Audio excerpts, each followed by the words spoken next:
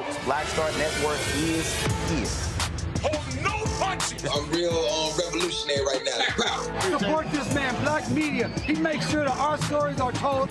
Thank you for being the voice of Black America, Roland. Stay black. I love y'all. All momentum we have now, we have to keep this going. The video looks phenomenal. See, this difference between Black Star Network and Black-owned media and something like CNN. You can't be Black-owned media and be scared. It's time to be smart. Bring your eyeballs home. You dig?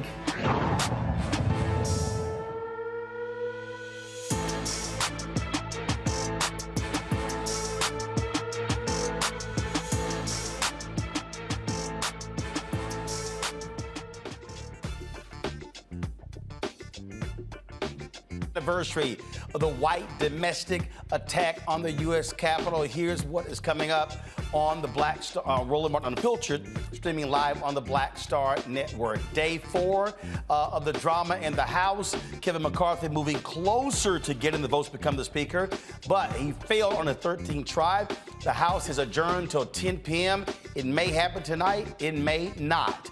This is the longest Speaker of the House contest in 164 years. We'll break it down with our panel. As I said, today, the second anniversary of the January 6th insurrection. Today, President Joe Biden honored individuals who did their part to save democracy, and so we'll show you some of that. The City of Oakland is in for a mayoral election recount after the NAACP called for a recount following a historic number of ballots being thrown out. We'll talk with 2 members of the Oakland NAACP Chapter to break down what the issue is. Also, there's a new COVID variant. We'll talk to the medical director of the Westchester County Health Department in New York to give tips on how to keep you and your family safe. We continue our focus on a new you in 2023. And we talk about cardio, but what about resistance training? We'll talk about that with certified personal trainer, health and performance coach, Monica Jones. So looking forward to that. Folks, it is time to bring the funk on Roland Martin Unfiltered, streaming live on the Black Star Network. Let's go. He's got it. Whatever the miss, he's on it. Whatever it is, he's got the scoop, the fact, the find. And when it breaks, he's right on time and it's rolling. Best believe he's knowing. Putting it down from sports to news to politics. With entertainment just for kicks, he's rolling. It's on go, roll, y'all. It's Roland Martin, yeah. Rolling with Roland now. He's funk, he's fresh, he's real, the best, you know he's Roland Martin now.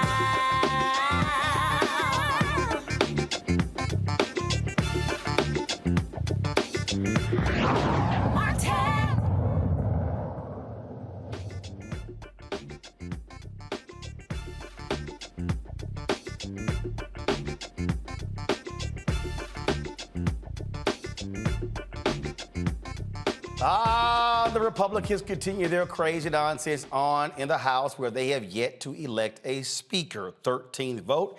Speaker Kevin McCarthy still has not been chosen. What he did do is cut a deal with the Republicans, and he was able to bring down the margin, but still there are about 6 of those Republicans who are holdouts. Now, we are in for the House is adjourned until 10 p.m.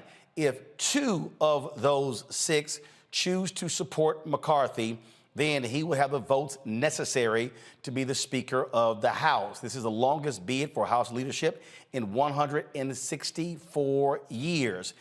There's been negotiating and concessions all around, dealing with the debt limit, dealing with all sorts of issues.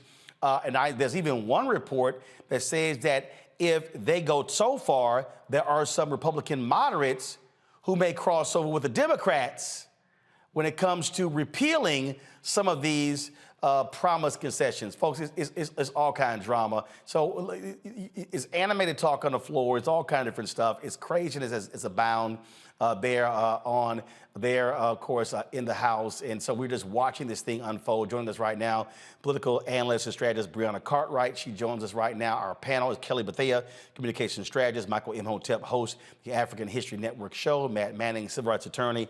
Brianna, I'll start with you. It really is hilarious watching this. And the thing that really jumps out the most, Brianna, is that Kevin McCarthy is cutting deal after deal after deal with these holdouts.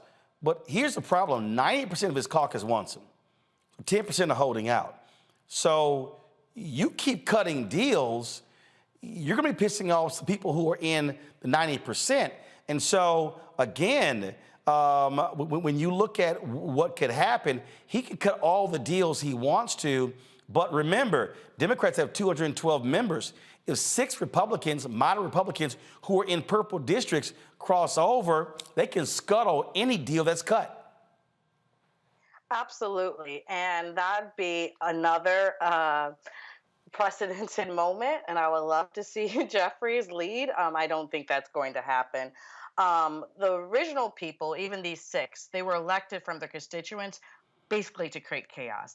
They weren't elected to actually lead or do anything relevant to the House. And we can see that because a lot of the original 19 people were also the people that, as it is today, January 6th, was involved in January 6th. There's a huge layover. This is going to be one of the, in centuries, the most conservative, even Republican, but conservative Speaker of the House. And so they're really, once again, this clown buffoonery entertainment is going on in order to halt progress. If we don't have an answer by January 13th, people aren't getting paid. We don't have committees that start up. We don't have, nothing is happening. Just like when they shut down the economy because of the budget. Over and over and over again, they use these tactics to literally not work. And these people, especially Lauren, which is, you saw her straight in center as the one, is not going to switch over, and they just want to make sure that nothing happens. That's why they're getting elected, to make sure that there's chaos in the House. And so I don't think that they're going to go for the Democrats. I think they're going to hold out. I think eventually they might circle around, but honestly, because the deal after deal after deal, McCarthy is going to be weak. He's going to be a puppet because he has to already contend to what allowed him to be there. And it shows over and over again, as McCarthy is Trump's boy, and we're going into this election, that there's less and less influence of Trump. And so we'll see how this unfolds, but the House is not going to be productive. And that's what this is starting to show. What I keep trying to walk people through, again, we've seen the chaos these folks create. Freedom Caucus created chaos for Speaker John Boehner when President Obama was in the White House. This is what they do. But when people have to understand, they have a tenuous lead.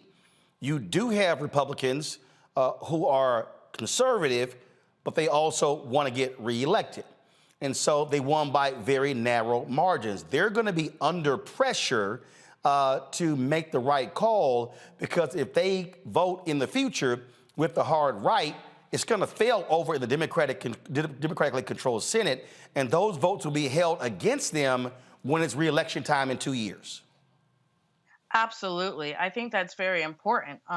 That's why you see the difference between the Senate, right? McConnell, who's actually done strategy and went out already to speak with Biden and thinking ahead, versus the House and McCarthy, who can't even get clearly a vote, right? There is no thinking of ahead, but there is narrow margins. And the places where these new House elects are coming from were areas where Biden won, right? And so they are new Republicans coming in, but they don't want to be one-term House members. And so their votes, actually, they don't want to go to McCarthy, right? And so, but, they did, whatnot. But it's to see that it started off with 19 shows that there is really never going to be a consensus between them, and they're they're the majority right now. But the margin is really, honestly, if you think about turnovers, is by 4. Again, so where we stand right now, you have 6 holdout. He picks up 2 at the 10 when they come back at 10 o'clock. Then he's able to win. And so, but do you believe that these 6? So pull a photo up of these 6. And we've seen Matt Gaetz. I don't think he's gonna forget that. Boebert, forget that. You got Gosar, not gonna happen. So really, they're gonna be leaning on 3 others to fold. 3 others to fold, and we're talking about. Now, here's the problem: you got Andy Biggs of Arizona, who's one of those, one of those insurrectionists. You got Biggs, Boebert, and then you've got Gaetz, and so you're really going to be left to Bob Good or Matt Rosendale, or the new Arizona Congressman Eli Crane. At the end of the day, they flip 2 of them, then they're there.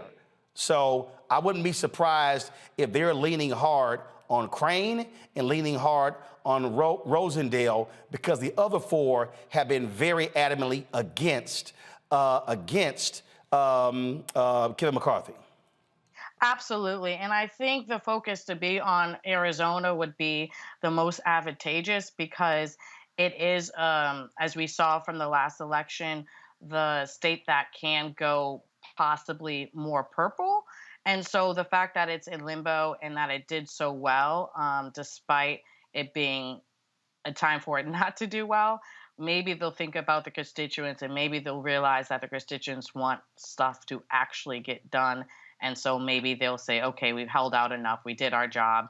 Okay, we're done with the circus. Let's just work. And so I think focusing on the Arizona would probably be the key opponents, because, yeah, Gaetz, Florida is not changing, and definitely is not Lauren. I mean, you saw that with Donald Byron. And so he originally had 2 ballots for McCarthy, and then started his own minor.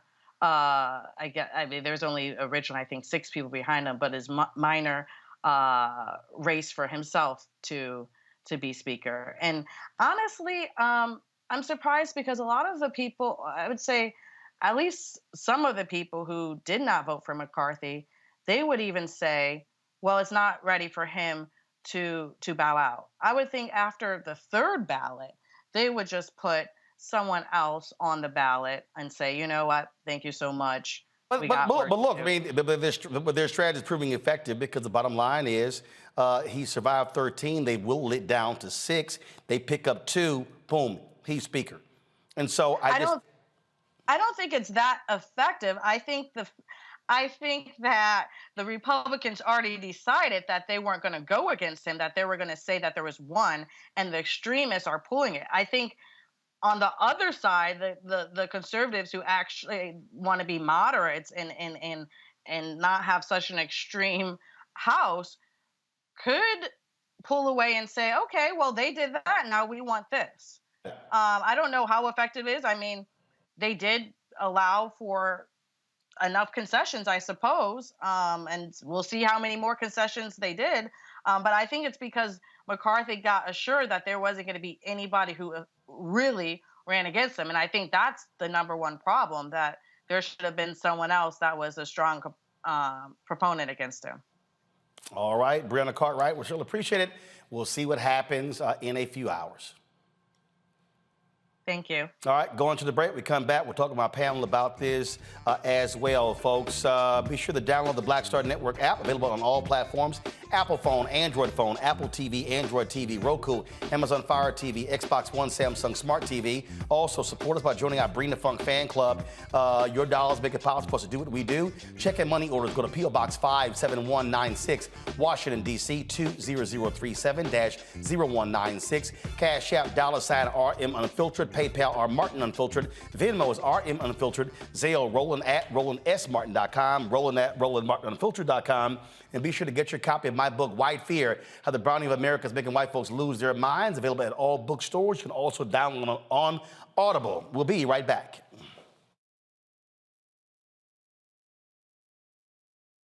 I love directing. It's a different kind of piece.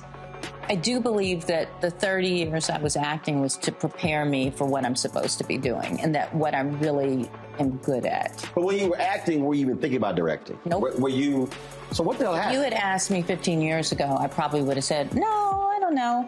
I was doing Ava DuVernay's first film, I Will Follow. Mm-hmm. And during that process, I think because it was her first film, maybe She's self-taught? Absolutely. I probably gave too many suggestions. And at some point, Ava said to me, I think you're a director and you don't know it.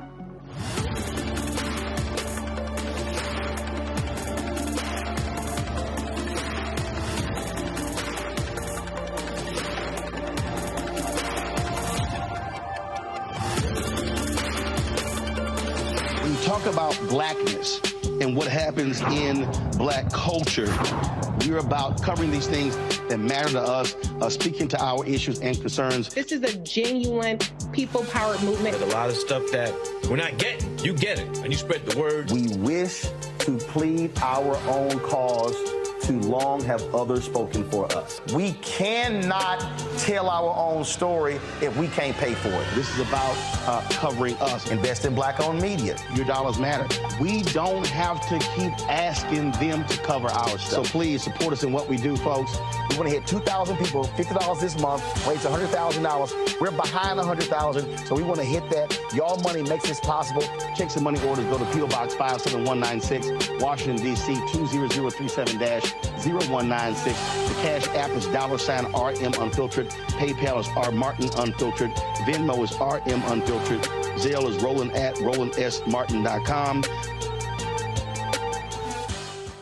Hey, I'm Cupid, the maker of the Cupid Shuffle and the Wham Dance. What's going on? This is Tobias Trevelyan. And if you're ready, you are listening to and you are watching Roland Martin Unfiltered.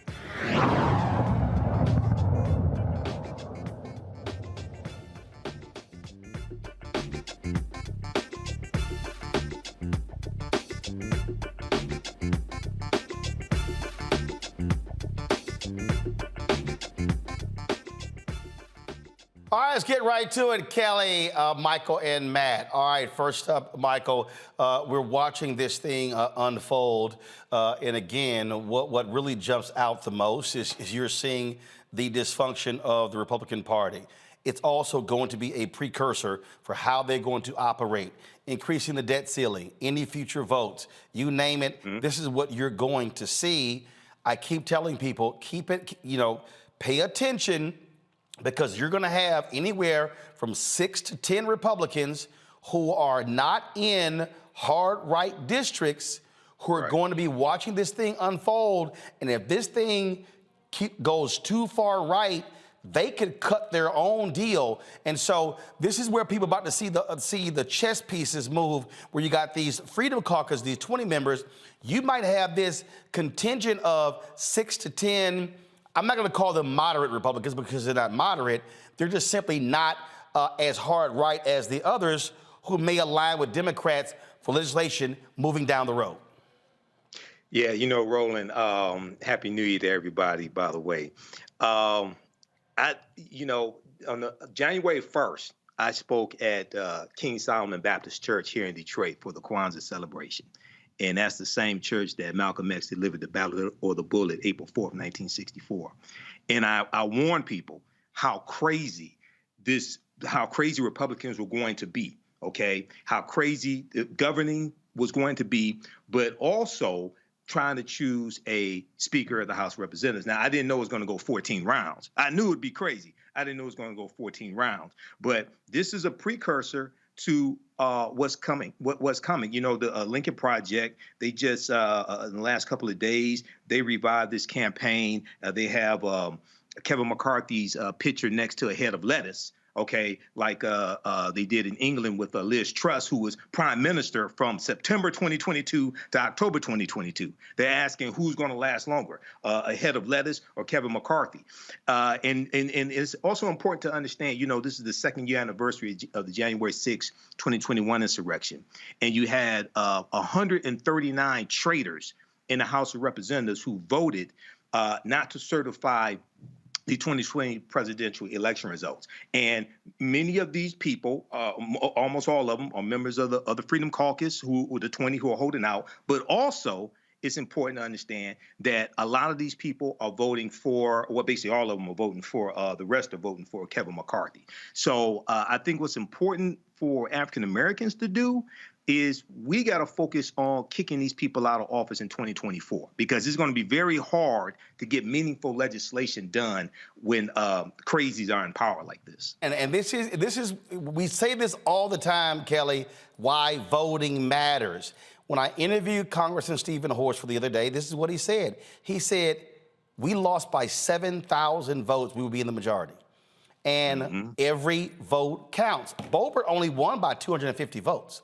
Okay, Democrats could have won that seat. You had the Democratic incumbent who chose not to run. The Michigan folks redrew the districts. There was an incumbent in Michigan who could have run in the seat. They let John James run. He barely wins that seat. Had Democrats had the courage there. Maloney got in the way, screwed up in New York. Of course, the New York Democrats totally botched that whole deal.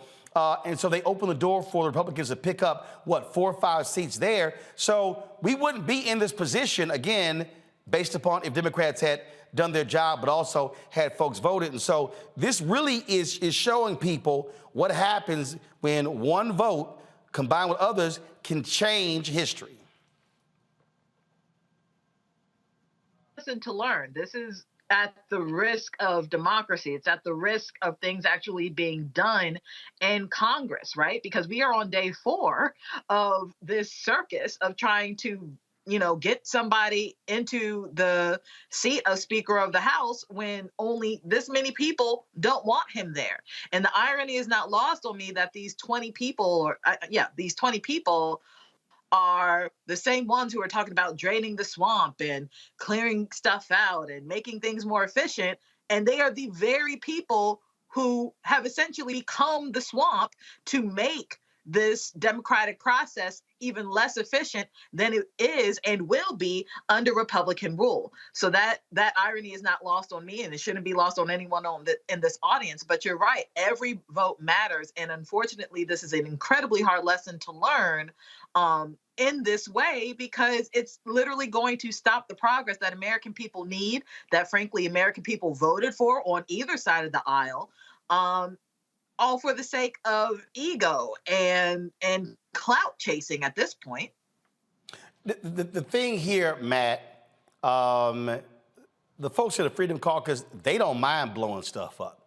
Like they enjoy chaos. That's really what we have to understand here.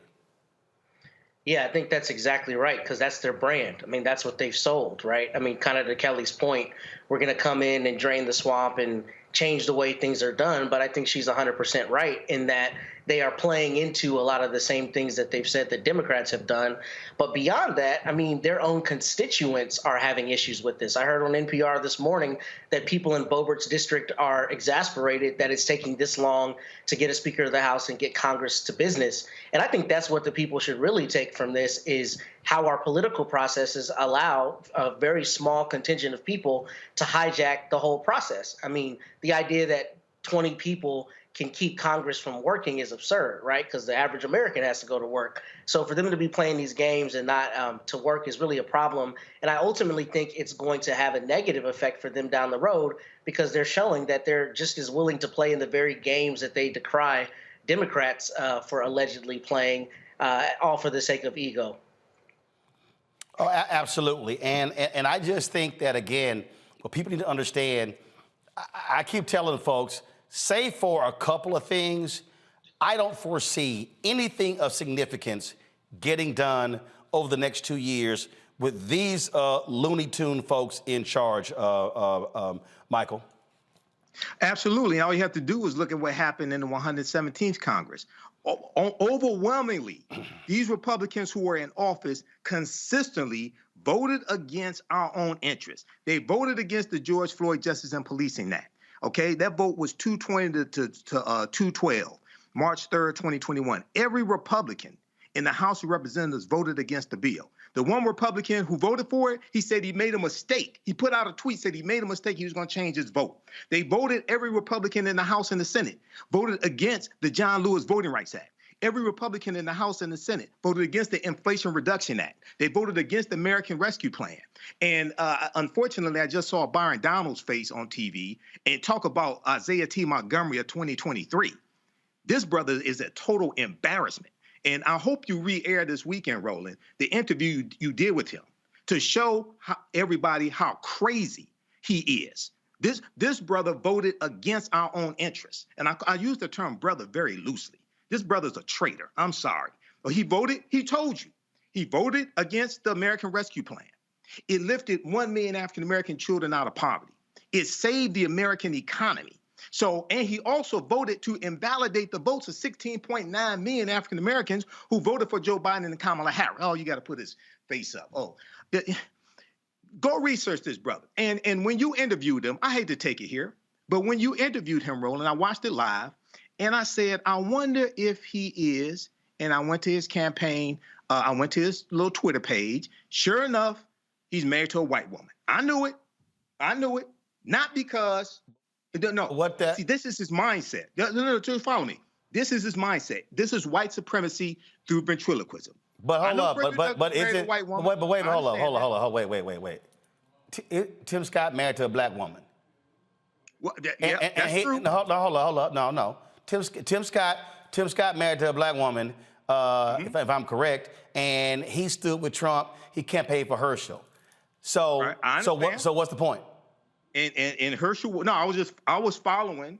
I watched the entire interview. No. Here's my point. If a Tim Scott, with the nut stuff that he said, and how he defended Donald Trump, stood with him, and campaigned with Herschel, he a black Republican married to a black woman. Over here, Donald is married to a white woman. Sound to me like both of them, again, they are hardcore Republicans. That's who they are. Right. No, I was following the breadcrumbs. That's what I was doing. Following what? I was correct. I was following the breadcrumbs. But here's the deal, though. You can be a hard right black Republican and have a black wife and still be upholding white supremacy. So what the hell they got to do with it? That is true. No, I was following the breadcrumbs, and sure enough, I was correct. Same thing with John James. I'm here in Detroit. I followed the breadcrumbs.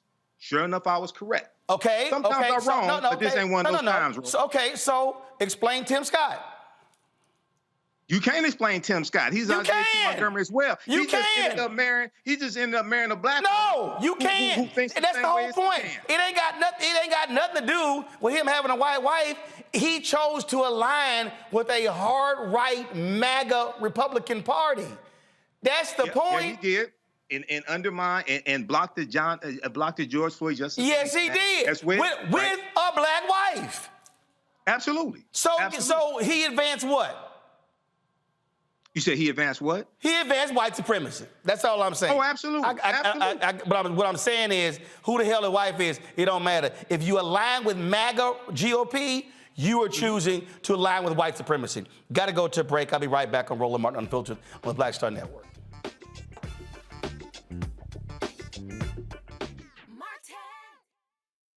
Hatred on the streets, a horrific scene, a white nationalist rally that descended into deadly violence. White people are losing their damn minds. As an angry pro-Trump mob storms the U.S. Capitol, we've seen shooting. We're about to see the rise of what I call white minority resistance. We have seen white folks in this country who simply cannot tolerate black folks voting. I think what we're seeing is the inevitable result of violent denial. This is part of American history. Every time that people of color have made progress, whether real or symbolic, there has been what Carol Anderson at Emory University calls white rage as a backlash. This is the rise of the Proud Boys and the Boogaloo Boys. America, there's going to be more of this. Here's all the Proud Boys, guys. This country is getting increasingly racist in its behaviors and its attitudes because of the fear of white people. The fear that they're taking our jobs, they're taking our resources, they're taking our women. This is white fear.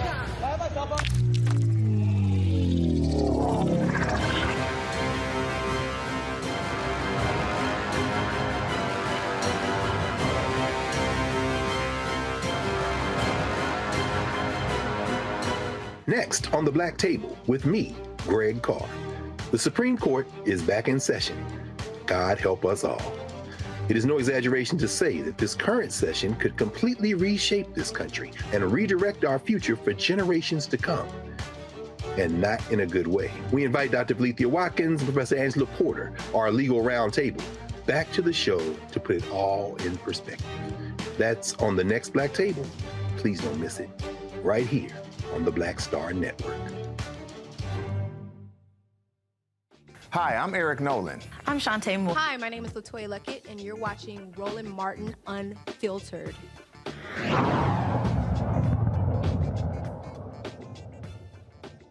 All right, let me correct something. Senator Tim Scott is single. And the reason I need to make this point, I'm not going to play those games. I don't care. There are black Republicans who have aligned with MAGA, who have black wives or black husbands.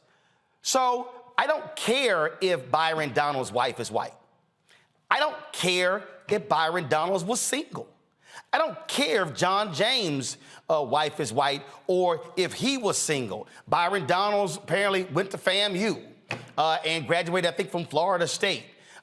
We've had other black Republicans on who stand proudly with Donald Trump and MAGA Republican, and they have black spouses. I don't care. I don't care. That has nothing to do with it. It doesn't. Now, I know we can sit here and we can talk about, well, they got a white spouse or whatever.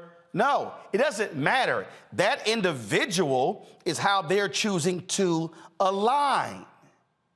Because here's the problem with that, is that if we're going to say, well, I'm following the breadcrumbs and the spouse is white, okay, well then, what do we then say when somebody is a progressive and a wife is white, but they're sitting here championing racial justice issues? Are we following those breadcrumbs? Because if we do, we're going to go home and find a white wife. That's why it doesn't matter, Michael. That's why that is utterly irrelevant whether his wife is white or not. It doesn't matter. He's the one that's sitting here voting. He's the one that's sitting here driving an agenda. That actually means nothing. There are people who have sold out black people who have black spouses. So what do we then say then? Is that I watched the interview that you did with Byron Donalds. I watched the interview that Ari Melber on MSNBC also did with Byron Donalds. I listened to his policy positions and and then I followed the evidence. And sure enough, his policy positions also acted out, in my opinion, were acted out in who he married as well. So what happens? What happens when there is what happens when there is a MAGA black Republican with a black spouse? Then what? What lines up then? They end up marrying a black spouse who thinks white. That's what happened. They end up marrying a black spouse who has a white mentality. That's what happened. But also, what the hell that got to do with it? So what? Okay, what then happens? So what then happens with somebody black? What then happens with somebody black who is progressive or who agree with us on racial justice and their spouse is white? Does the white spouse have a black? What happens then? Well, their white spouse, oftentimes, their ideology will line up with that progressive as well, and they will have those same type of progressive ideologies as well. Or they may not. Or they may not. There are exceptions to the rule, but the exceptions to the rule don't mean the rule don't exist. Well, how about this here? How about we center on Byron Donalds? We can do that. No. How about our focus be on Byron Donalds and John James and not who the hell they married to? Because we ain't sitting here questioning any Democrat we disagree with and then asking who they go home to.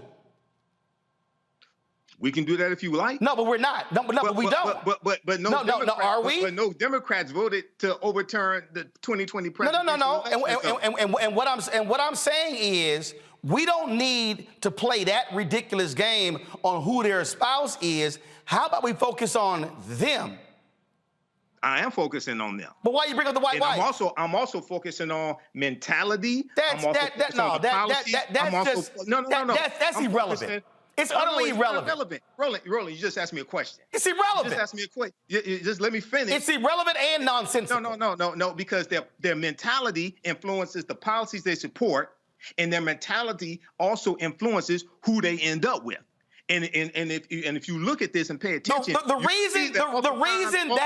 you just asked me a question. But the reason that doesn't make any sense is because if somebody black who is progressive marries somebody's white, well then what's the mentality?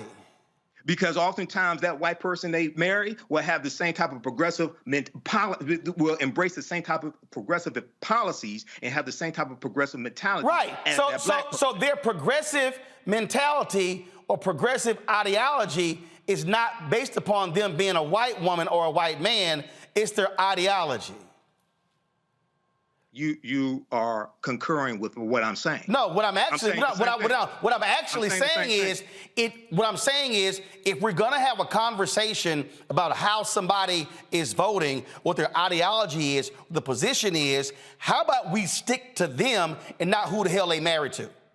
We can stick to them, but right now we're talking about the Republicans, and I mentioned 139 in the House of Representatives who voted to overturn the 2020 presidential election results. No Democrats voted to do that. I talked about how you have Republicans, 212 of them, who voted against the George Floyd Justice and Policing Act.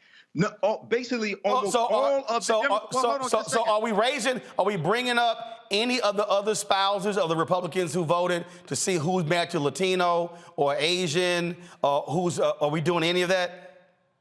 You can do that if you like. To me it's irrelevant. Okay. To me it's irrelevant.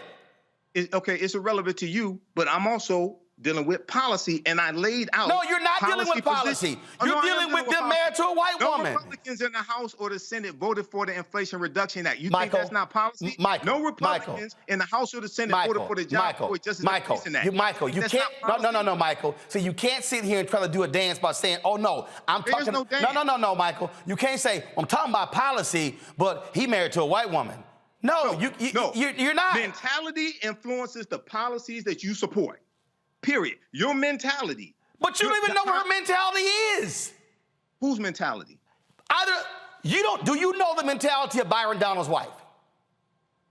Yes or no? I didn't ask the mentality of Byron Donald's wife. But you made the assumption. Michael, really? Really? But I guarantee you, 9 times out of 10, the mentality of the wife, just take Clarence Thomas for a minute. Okay? No. See, Michael. No, Michael. See, what we're not gonna do is try to jump. We're gonna stay right here. What I'm saying is, Michael. You're not gonna hop to Clarence Thomas. Michael, you're not gonna hop to Clarence Thomas because hold up, Michael. Here's the deal.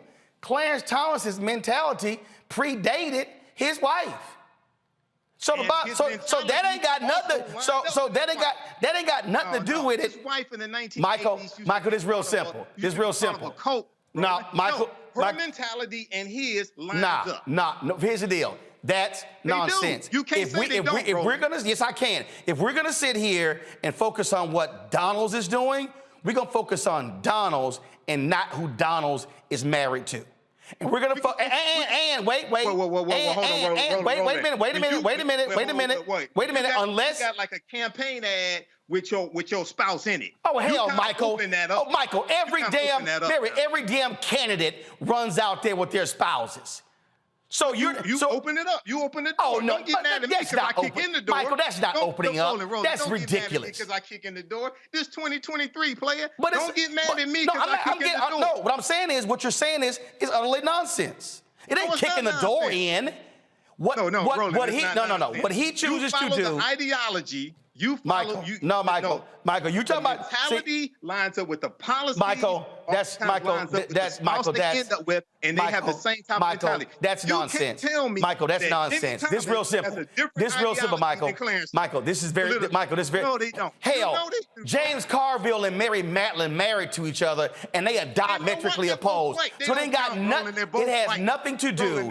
It has utterly nothing to do with, in terms of, it has nothing to do with who you're married to. No. I'm gonna say it again. It has nothing to do with who you're married to. When you are in the house and you're making your decision, what I'm gonna do, I'm gonna focus on you as the politician. What I'm not gonna do is, I'm not gonna focus on who your spouse is. Coming up next, we'll talk about the Oakland NAACP demanding a recount and getting it in the Oakland mayoral race. You're watching Roland Martin Unfiltered on the Black Star Network.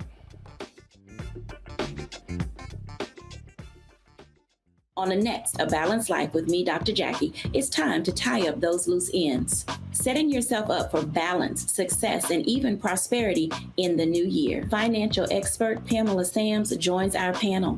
She will give us a checklist of things that we need to do before the calendar turns. We develop our money mindset by the age of 6.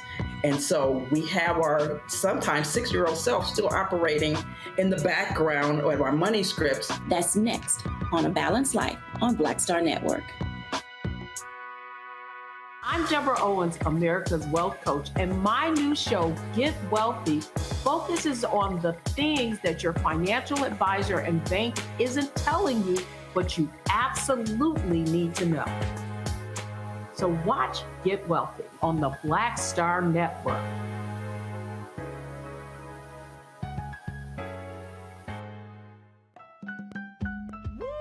We're all impacted by the culture, whether we know it or not. From politics to music and entertainment, it's a huge part of our lives, and we're going to talk about it every day right here on The Culture with me, Faraji Muhammad, only on the Black Star Network.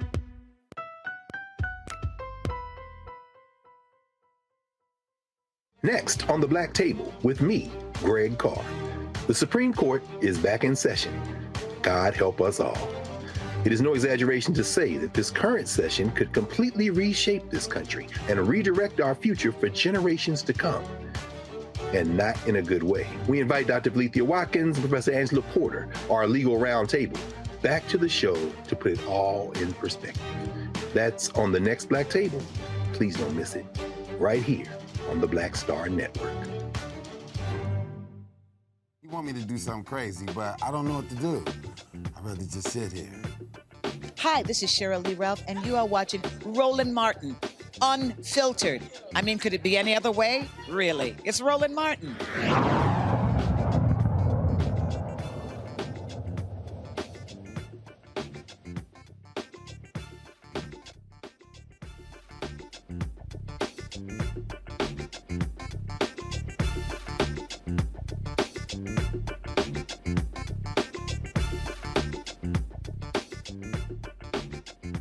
The Oakland NAACP is questioning the recent mayoral election between candidates Lauren Taylor and Councilmember Shane Thao. The NAACP is demanding a recount because of the razor-thin margin of victory for Mayor-elect Councilmember Thao, who only won by 0.5% of the vote. The NAACP has several questions about the unusually high number of disqualified ballots and believes that a manual recount is the only way to determine why the votes were tossed out. Joining us right now is Dr. Allie Whitehurst, the Oakland NAACP Political Action Chair, and Seneca Scott, Oakland NAACP data expert. Glad to have both of you here. Seneca, I'll start with you. What is the data showing? First of all, how many ballots were tossed out? Hey, first of all, thank you for having us, Roland. I like your framing. This is how many ballots were tossed out. There were 3,096 of our Oakland neighbors who were overvotes. Now, the terminology is important because we're talking about ranked choice voting that introduces new complex terms in the system of voting that was supposed to help improve things. So an overvote means a mistake was made and they stopped counting that vote.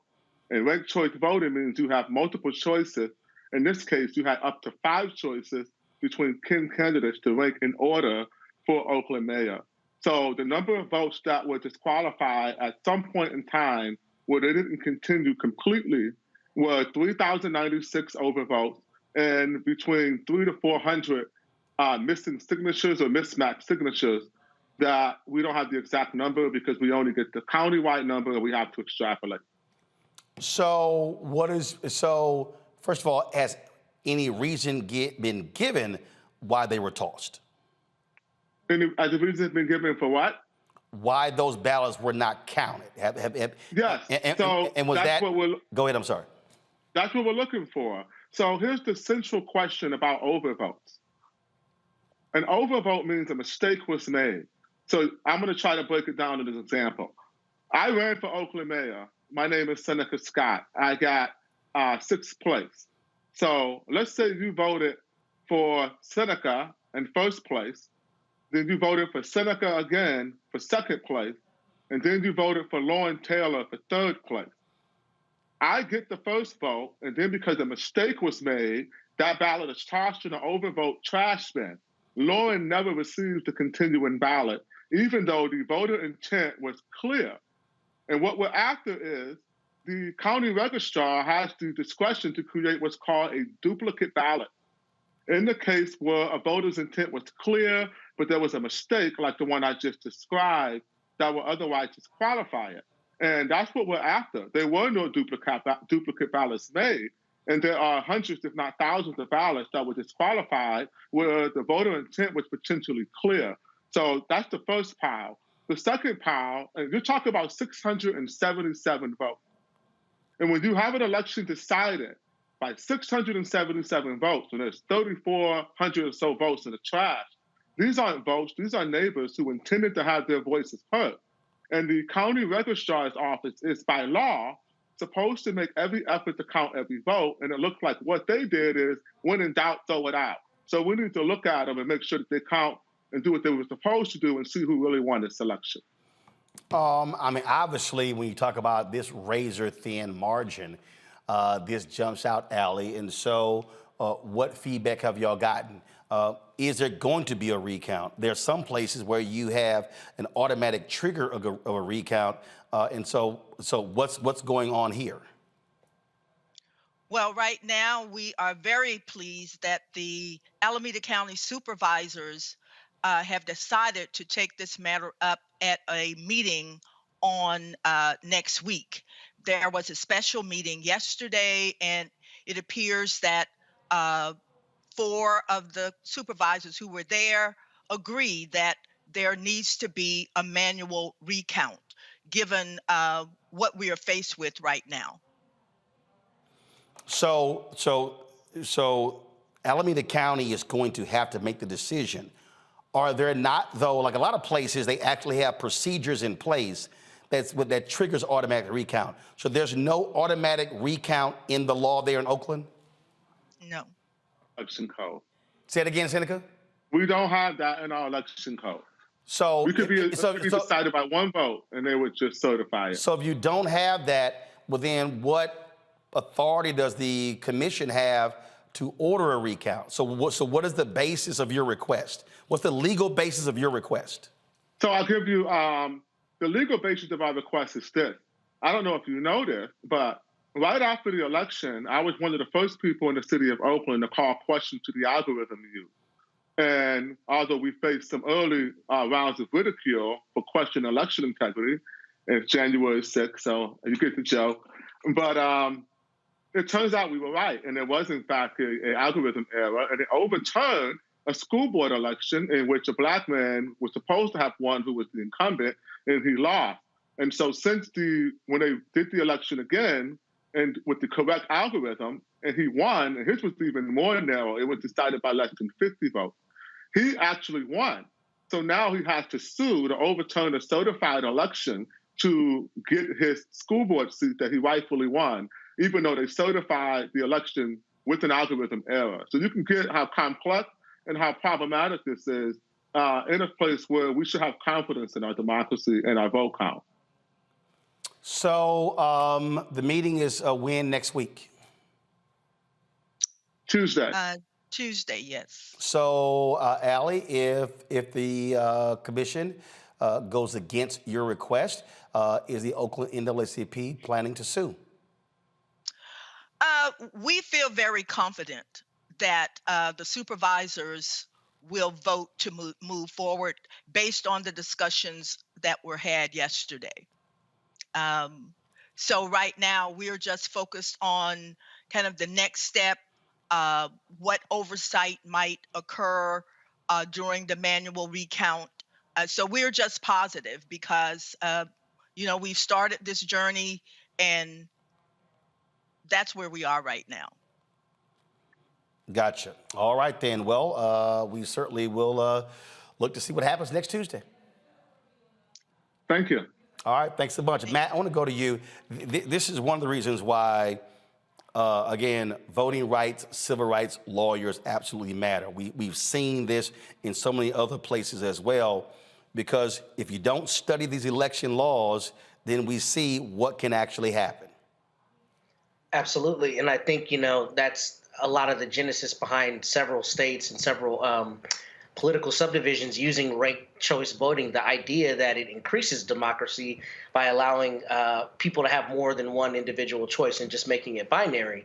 And I think it's important for people to know the election laws, but also particularly to know the circumstances where the election administrators can discount ballots. Because I think that's really important. What Seneca was mentioning is, the intent of the voter can be obvious, but if they've got the autonomy to decide which ballots will be accepted and which will be discarded, and it's not along the lines of something that's very clearly statutory, then you could have a circumstance where an administrator who wants a certain outcome and it's right on the line can tip the balance. And that's not how it's supposed to work for the people. So it's very important for people to know the election laws, and it's important really to have more lawyers in this space, because as it relates to voting rights in particular, these are some of the most arcane, difficult laws to prosecute and some of the most difficult laws to understand, and they require some of the most difficult evidence to get together in terms of discrimination and intent and disparate impact. So it's very important that more lawyers get into this space so that the people's rights can be protected better. Kelly, real quick, there's also what happens when you look at some states where they allow for ballots to be corrected. Some other places allow for no correction. And in fact, in Texas, they actually passed a law where you couldn't even notify people if there was a mistake on their ballot. That shows you how we have these different laws in the country. But about 30 seconds. I agree with Matt here, but also it goes back to your original in the previous segment of why your vote matters. Razor thin margins are because not enough people vote a lot of the time. But also when it comes to laws like this, you need to be proactive about it, and you need votes in order to be proactive about it. So it's a very cyclical thing going on, but I hope everything works out.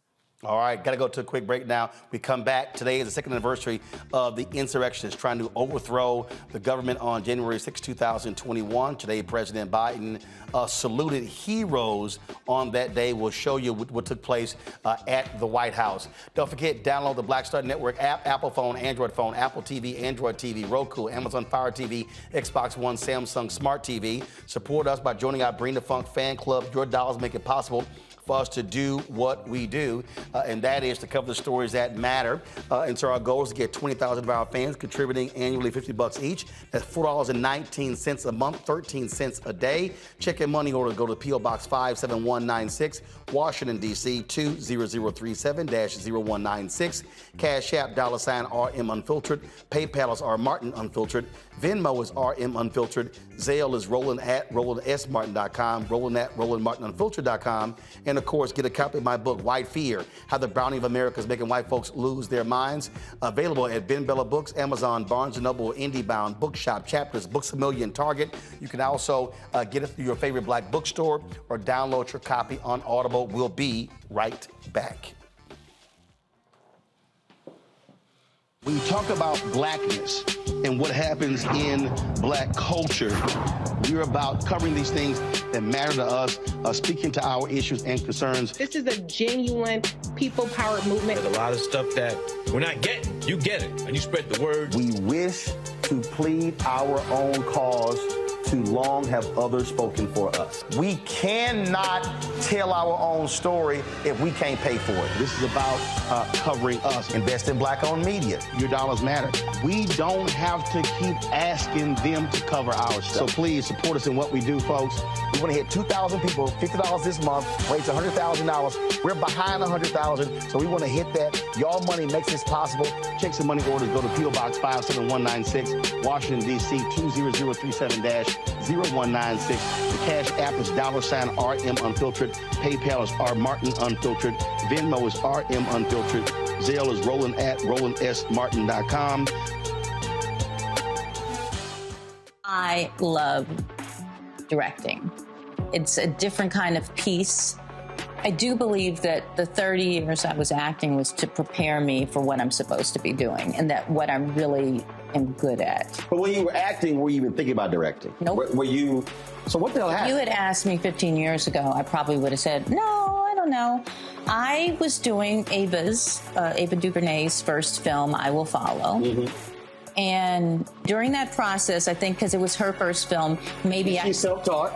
Absolutely. I probably gave too many suggestions. And at some point, Ava said to me, I think you're a director and you don't know it.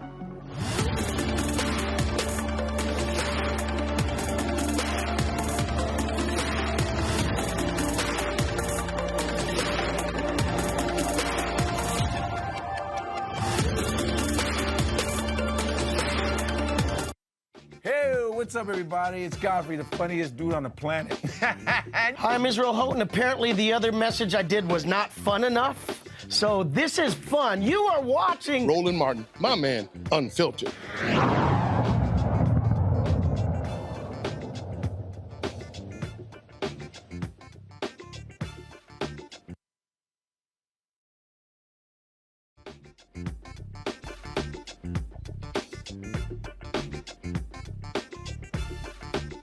Folks, today is the second anniversary of what took place on January 6th, 2021, when these domestic terrorists stormed the U.S. Capitol to prevent the certification of the presidential election. They were spurred on by Donald Trump at a rally earlier that day. We have seen over the last couple of years even more vicious video than what you're seeing right now. And so what you're seeing is what took place. And today at the White House, President Joe Biden honored Americans who stood for democracy, not just Capitol Hill police officers like Harry Dunn, but also those two black election workers who were attacked by Donald Trump supporters in Georgia. Here's what took place today at the White House.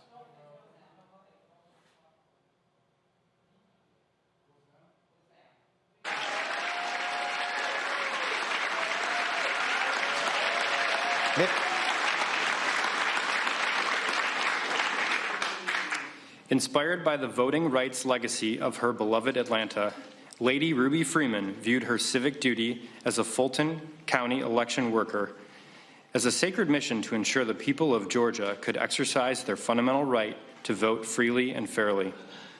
In the 2020 election, she upheld that sacred mission despite an orchestrated campaign to overturn the election and that targeted and threatened her and her family. To the nation, she bore witness of the trauma and tragedy of that experience, and today, we the people honor Lady Ruby Freeman as part of our nation's voting rights history.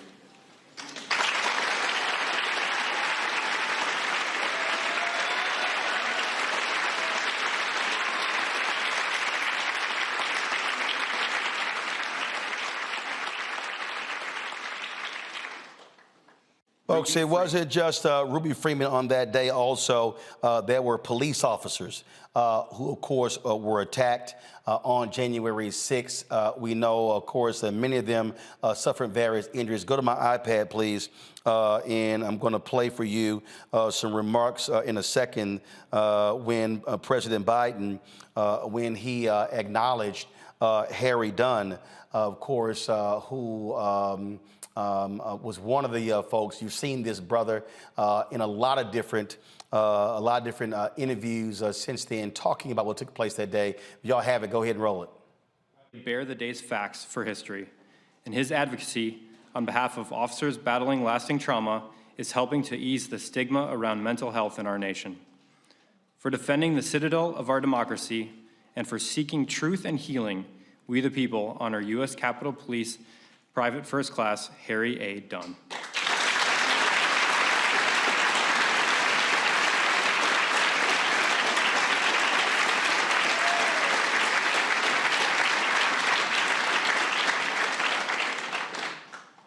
Caroline Edwards.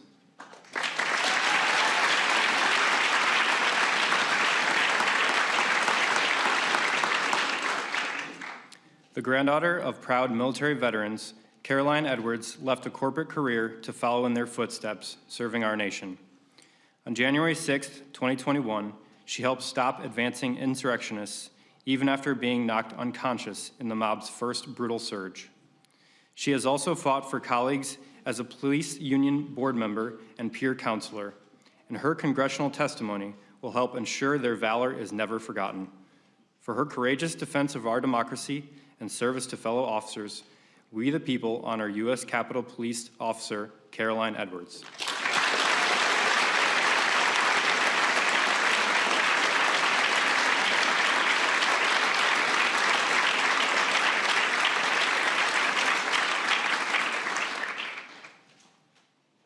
Important because, and it should have been Michael held Fanone. on today. When we talk about what took place, we talk about what happened 2 years ago, and let's remember, folks, that there were individuals who supported those insurrectionists who were voting today for the Speaker of the House down Pennsylvania Avenue. There are people who've yet to be held accountable. Those folks were also re-elected. Today was the Presidential Citizen Medals. And of course, you got the Presidential Medal of Freedom, the Presidential Citizen Medals here. Go back to my panel, Matt, Kelly, and Michael. The thing here is when we think about January 6th, we cannot overlook the fact that the individuals who say they care about law and order didn't give a damn about any of these officers, any of these cops. They wanted to see Donald Trump return to the White House. Michael first. Absolutely, Roland. And they backed the blue until the coup. The Republican Party was supposed to be the party of law and order. We see them as the party of the traitors and the insurrectionists. And also, it's something very important to note that with Republicans taking control of the House, now they haven't been sworn in as of yet. We understand this, but from my understanding, they have reduced the amount of security there in the House of Representatives. Okay, because the party in power controls that. And then also, I'm hearing that they removed a lot of the magnetometers as well. Okay. Now, there were numerous reports of constant violations of by Republicans bringing weapons into the House of Representatives. Okay, and people trying to go around the magnetometers, things like this. This is extremely dangerous. That one coup was thwarted, but there's another insurrection that continues, and we just better buckle up because these next 2 years are going to be crazy. I don't know how this is going to turn out, to tell you the truth, but we got to be ready for this. And in 2024, we got to vote these traitors out of office. Kelly, again, that was a dry run. What took place? They wanted to succeed. And you look at the Marjorie Taylor Greene, Boebert, Matt Gaetz, and the others, they would have no problem if it happened again.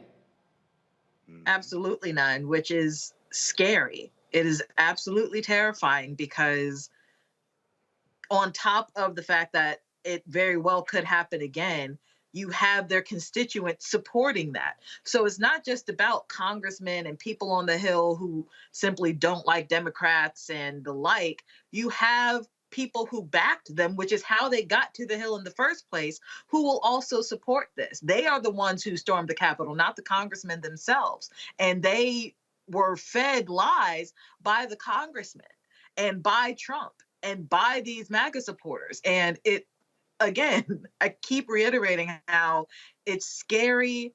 It is, I don't want to say inevitable because I don't want to speak that into existence, but the vitriol that you saw 2 years ago did not die, and it did not wane just because Biden became president. It's just underneath the surface. Hopefully, we have strengthened our security as far as these threats popping up, but the fact that it's a possibility at all, it's scary.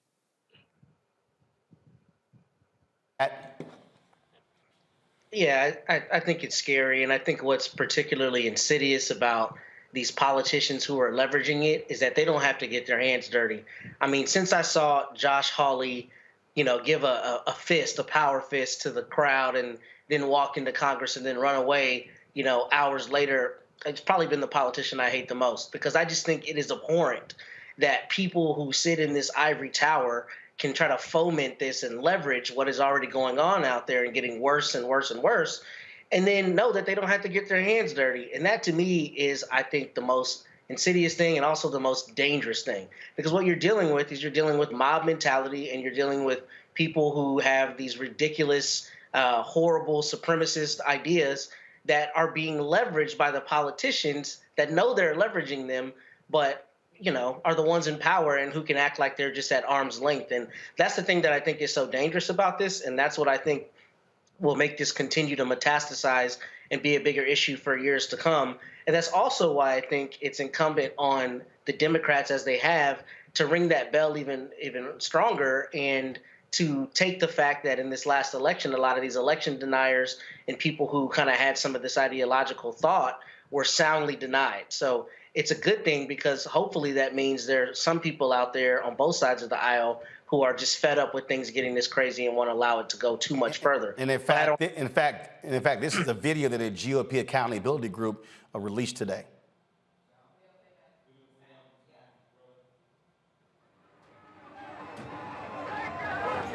That video should have been ready.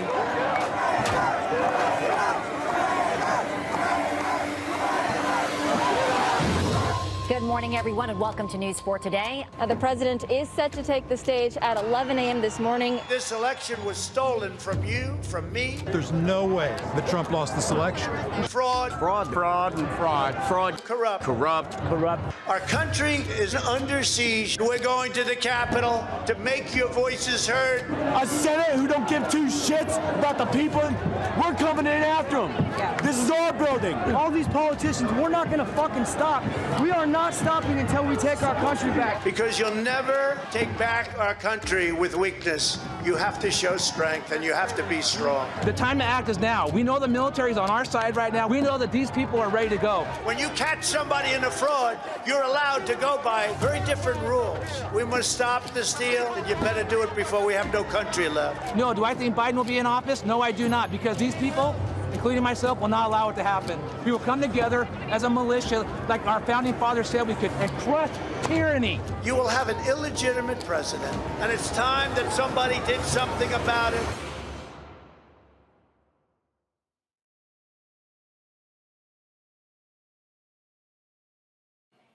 All right, folks, got to go to a break. We come back. New COVID variant impacting. We'll tell you what we must do to protect ourselves. Also, new you in 2023.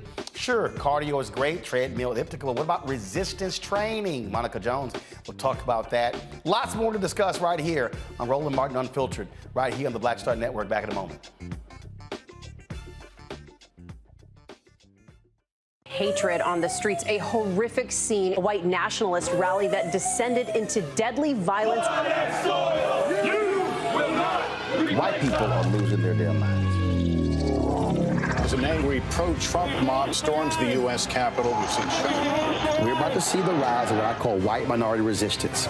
We have seen white folks in this country who simply cannot tolerate black folks voting. I think what we're seeing is the inevitable result of violent denial. This is part of American history. Every time that people of color have made progress, whether real or symbolic, there has been what Carol Anderson at Emory University calls white rage. as a backlash. This is the rise of the Proud Boys and the Boogaloo Boys. America, there's going to be more of this. Here's all the Proud Boys, guys. This country is getting increasingly racist in its behaviors and its attitudes because of the fear of white people. The fear that they're taking our jobs, they're taking our resources, they're taking our women. This is white fear.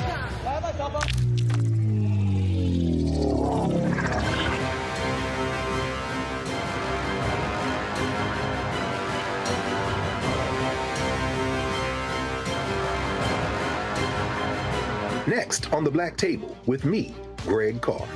The Supreme Court is back in session. God help us all.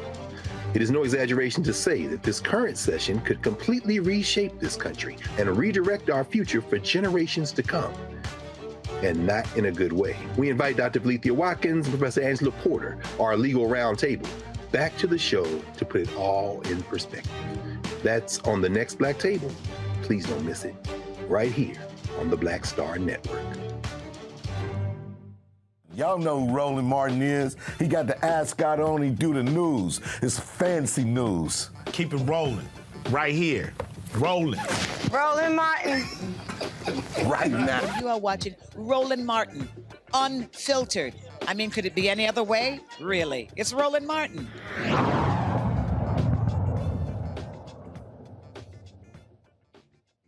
According to the World Health Organization, this new COVID variant is the most transmissible subvariant that has been detected yet. It is called XBB.1.5. It's called the Kraken, identified in 28 countries, folks. No reports of significant differences in severity from the other strains, but it is causing some concern here in the United States because it seems to be spreading very rapidly. The last 2 months, tracking numbers from the Centers for Disease Control and Prevention show the variant now makes up more than 40% of the cases in the United States. Joining us right now is Dr. Dial Hewlett Jr., Medical Director of the Westchester County Department of Health Clinics in White Plains, New York. Glad to have you, Dr. Hewlett. So if this is the most transmissible, what concerns should we have? Well, thank you very much for having me, Roland. The concerns I think that we have are that because this is so transmissible, the good news is that the bivalent vaccines still work. And the best weapon against this new variant is for people to actually get vaccinated with the bivalent boosters. Although many of us may have been vaccinated with the primary series, unfortunately, this new variant will break through and cause infections again. So it's very important for people to know this. The other good news that we have is that the currently available oral antiviral still will work. And so for people who do happen to fall ill as a result of this variant, they can use the oral antiviral, the Paxlovid as it is called, and that actually will hopefully shorten the course and will hopefully also keep people out of the hospital. And the thing is, I mean, look, you have folks who are operating as if, everything is fine, this is okay. I saw this tweet today that I thought was interesting.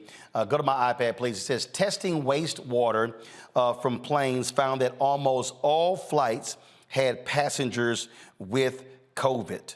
And it was found in 96% of flights. When I flew to Jamaica and I flew back, I mean, it was crazy to me the number of people who on the planes not wearing masks. And I've had some fools who will tweet me and they'll be like, oh, you should take that diaper off of your face. Doc, there is no way in hell I'm flying anywhere in America without a mask on. I agree with you, Roland, 100%. And not only with flights and other forms of public transportation, but I think we also have to be concerned about closed spaces indoors, especially during the winter months. And in communities where we have high levels of transmission, and some of those communities are places like New York, although the rate went down slightly, Fort Worth, Texas, and Miami. In these areas, because there's a high level of the virus in the community, it's advisable for people to actually wear masks while they're indoors. So I certainly agree with you on taking the precautions. We talk about the vaccine. You still have these violent anti-vaccine people. They're out here. They blame anybody who passes away as a result of the vaccine, as if folks didn't pass away before the vaccine. And part of the issue, I believe, is that this administration, and I'm just going to be very clear, I think this administration, when President Biden went on 60 Minutes declaring the pandemic over, they wanted to get behind them. They felt it was impacting their political ratings, it was impacting the economy. But I keep saying this, and it ain't that damn hard for people to understand. Look, death is death. And now we're talking about people who have long COVID. People are talking about the impact of COVID I saw one story how they're now seeing the impact of COVID on folks' dental health. And so we still don't know the long-term implications of COVID. And as somebody who had it twice, look, that freaks me the hell out because you don't know what is happening inside of your body. Well, yes, I think, Roland, as you're saying, there are a lot of questions that remain unanswered. In terms of long COVID, we know that anywhere between 10 to 30% of people who fall ill as a result of COVID will have long-lasting effects from it, and we don't know the very long implications of this.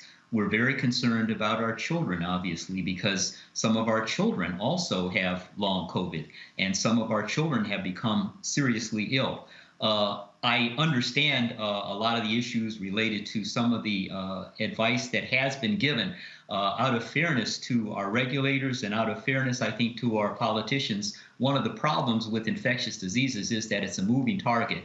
And so things change from day to day. And it's often very difficult for us sometimes to talk about things that we thought were correct last month, but now they're incorrect. So I think we're trying the best that we can, those of us in public health and in the medical community, to make our recommendations and to update our recommendations according to the circumstances. So you talked about, obviously, still masking up, being in closed spaces, and getting the vaccine. You tell some people who are like, well, just live with it. Last point, please reiterate again, for those parents who have children who are in school, who are going to daycare, what they should also be doing. Yes, thank you very much for giving me that opportunity. The COVID vaccines, the bivalent vaccine, the bivalent booster is now available. It's approved and it's available for children from 6 months of age and older. We just started to administer this to the very young children at our health department just today, and we're very excited about that. The bad news, of course, is that only about 5% of the children in the nation have actually been vaccinated. And so we think that we have a long way to go as far as convincing our parents that this is a good thing for them to do for their children. Also, in preparing the children to go to school, we want to make sure that people are aware of the fact that it's still very important for children to wash their hands. It's very important for the parents to observe their children and not to send them to school if they are ill. One of the problems that we have with this, that we've had with this pandemic, is that it appears just like a common cold. And so the parents have to be watchful and mindful and not send their children to school if they are ill, and also for themselves not to go into work if they are ill, because the virus can spread very easily. Dr. Hewlett, we certainly appreciate you joining us to break this down for us. Thanks a lot. Been my pleasure. Thank you very much. Folks, I want to give you an update on Damar Hamlin, the Buffalo Bills player. Talk about, man, recovering. Today, folks, he FaceTimed his fellow Buffalo Bills players. They were shocked to actually see him on the FaceTime. They've also removed the breathing tube. Remember, he was intubated when he was brought to the hospital on Monday. That's been removed. Guys, pull it up, please. Come on. Thank you. Come on, pull the graphic up. Let's go. So this was the Buffalo Bills tweeted, per the physicians at UCMC, Damar's breathing tube was removed overnight. He continues to progress remarkably in his recovery. His neurologic function remains intact, and he's been able to talk to his family and care team. And so that is great news for that young man that he was able to do that. And so again, those players were quite relieved. They actually described the scene where they were just shocked when he pulled up on FaceTime to talk to his teammates. Before I go to the break, Wall Street Journal is demanding answers as to why one of their black reporters was detained in Arizona last year. Of course, this took place outside of a Chase Bank while he was conducting interviews. Dion Raboon, a finance reporter, was working on a story in November when bank employees called the cops on him. When police officer Caleb Zimmerman arrived on the scene, he told the reporter to leave but decided to detain him for trespassing. Raboon did file a complaint, but the police department said the policies were not broken. A probe was opened following a complaint from the Wall Street Journal editor-in-chief, Matt Murray, expressing concerns about the incident. The Wall Street Journal released this statement: "We're deeply concerned that Wall Street Journal reporter Dion Raboon was detained, handcuffed, and placed in the back of a police vehicle while reporting. No journalist should ever be detained simply for exercising their First Amendment rights." So, my goodness, now we can't even be reporters out here and now get detained by cops. Got to go to a break. We come back. We're going to talk about a huge decision out of South Carolina where they rule racial gerrymandering when it comes to seats. They're ordering the South Carolina legislature to redraw them. A white sheriff who was captured on audio making racist comments, who resigned but then won re-election, has now resigned again. I'll tell you about that. And Dana White, leader of the UFC, slaps his wife.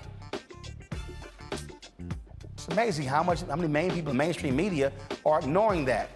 Imagine if he was a black entertainer. We're going to talk about it next on Roland Martin Unfiltered on the Black Star Network. And of course, we're going to talk about resistance training with trainer Monica Jones. Folks, download the Black Star Network app, Apple phone, Android phone, Apple TV, Android TV, Roku, Amazon Fire TV, Xbox One, Samsung Smart TV. Join our Bring the Funk fan club. Of course, in your check and money orders to P.O. Box 57196, Washington, D.C., 20037-0196. Cash App, $RM Unfiltered, PayPal, R Martin Unfiltered. Venmo is RM Unfiltered, Zelle. Roland at RolandSMartin.com, Roland at RolandMartinUnfiltered.com. And of course, get a copy of my book, White Fear, How the Browning of America is Making White Folks Lose Their Minds. Get it at Barnes & Noble, Amazon, Books A Million, and Target. You can also download a copy on Audible or get it from your favorite black bookstore. We'll be right back. I love directing. It's a different kind of piece. I do believe that the 30 years I was acting was to prepare me for what I'm supposed to be doing and that what I really am good at. But when you were acting, were you even thinking about directing? Nope. Were you, so what the hell happened? If you had asked me 15 years ago, I probably would have said, no, I don't know. I was doing Ava DuVernay's first film, I Will Follow. Mm-hmm. And during that process, I think because it was her first film, maybe She's self-taught? Absolutely. I probably gave too many suggestions. And at some point, Ava said to me, I think you're a director and you don't know it.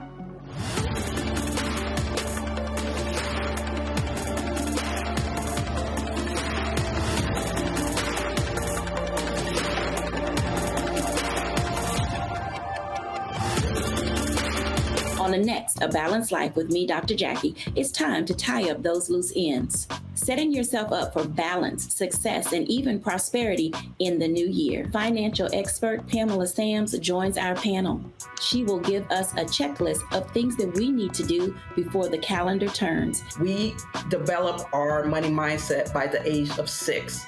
And so we have our sometimes 6-year-old self still operating in the background of our money scripts. That's next on A Balanced Life on Black Star Network. I'm Deborah Owens, America's Wealth Coach, and my new show, Get Wealthy, focuses on the things that your financial advisor and bank isn't telling you, but you absolutely need to know. So watch Get Wealthy on the Black Star Network.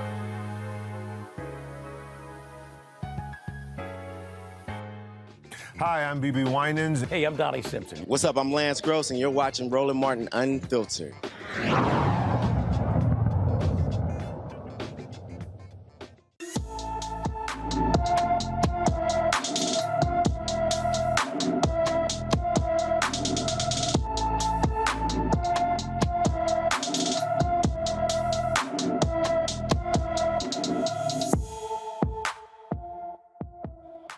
In today's Black and Missing, India Washington disappeared from her Milwaukee home on December 19th. The 16-year-old is 5 feet 6 inches tall, weighs 124 pounds, with brown hair and brown eyes. Anyone with information about India Washington is urged to call the West Allis, Wisconsin Police Department at 414-302-8000, 414-302-8000. Folks, a federal court out of South Carolina has ruled that the legislature racially gerrymandered the map in the 1st Congressional District to dilute the power of black voters. 3 federal democratically appointed judges ruled that South Carolina lawmakers racially gerrymandered the state's 1st Congressional District and must redraw the maps in March. The court found that state lawmakers shifted 30,000 African Americans in Charleston County to a nearby district was not coincidental and violated the 14th Amendment based upon Supreme Court precedent. Quote, after carefully weighing the totality of the evidence in the record and credibility of witnesses, the court finds that race was the predominant motivating factor in the General Assembly's design of Congressional District Number 1, and that traditional districting principles were subordinated to race. The South Carolina NAACP filed the suit challenging the racially gerrymandered maps. Matt, the thing about this, because this is what they did. You had a seat that a Democrat had previously won. So what they did was they then shifted 30,000 black people out of that district to Congressman Jim Clybur's district that then became 81% black. And so this is one of the things when we talk about cracking and packing across the country, when we talk about diluting power. Now, somebody watching may say, well, hey, that just guarantees we get a black representative. But what it does is when you're shifting black folks, you're saying, oh, y'all are likely going to vote Democrat, and that's keeping us from having a black folks from having a Democrat win a 2nd seat by moving all the black folks into one district.